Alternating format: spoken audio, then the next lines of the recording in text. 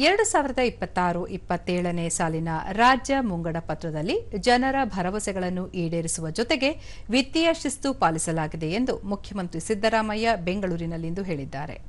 2026-27ನೇ ಸಾಲಿನ ಮುಂಗಡ ಪತ್ರ ಮಂಡನೆ ಬಳಿಕ ಸುದ್ದಿಗೋಷ್ಠಿಯಲ್ಲಿ ಅವರು, ರಾಜ್ಯದಲ್ಲಿ ಖಾಲಿ ಇರುವ ಹುದ್ದೆಗಳನ್ನು ಹಂತ ಹಂತವಾಗಿ ಭರ್ತಿ ಮಾಡಲಾಗುವುದು. ಈ ವರ್ಷ 56,432 ಹುದ್ದೆಗಳನ್ನು ತುಂಬಲು ಘೋಷಿಸಲಾಗಿದೆ. ಉದ್ಯೋಗ ನೇಮಕಾತಿ ವಿಳಂಬ ಹಿನ್ನೆಲೆಯಲ್ಲಿ ಅಭ್ಯರ್ಥಿಗಳ ವಯೋಮಿತಿಯಲ್ಲಿ 5 ವರ್ಷಗಳ ಸಡಿಲಿಕೆ ನೀಡಲಾಗಿದೆ ಎಂದರು.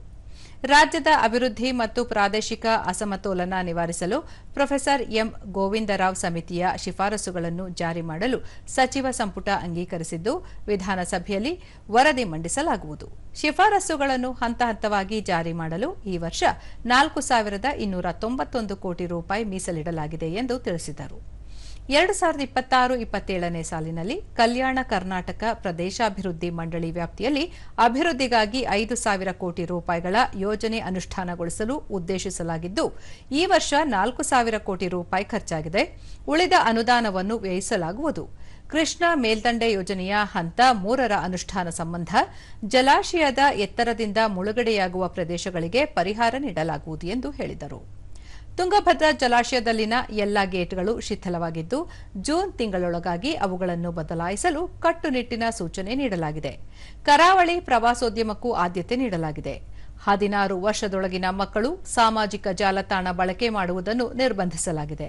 ಇದಕ್ಕೆ ಪೂರಕವಾದ ನೀತಿ ನಿಯಮಗಳನ್ನು ಶೀಘ್ರದಲ್ಲೇ ರೂಪಿಸಲಾಗುವುದು ಎಂದು ಅವರು ಮಾಹಿತಿ ನೀಡಿದರು.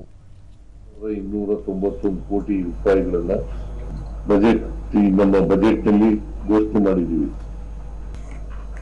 ಆಮೇಲೆ ನಿಮ್ಗೆಲ್ಲ ಗೊತ್ತಿದೆ, ಹೈದರಾಬಾದ್ ಕರ್ನಾಟಕ,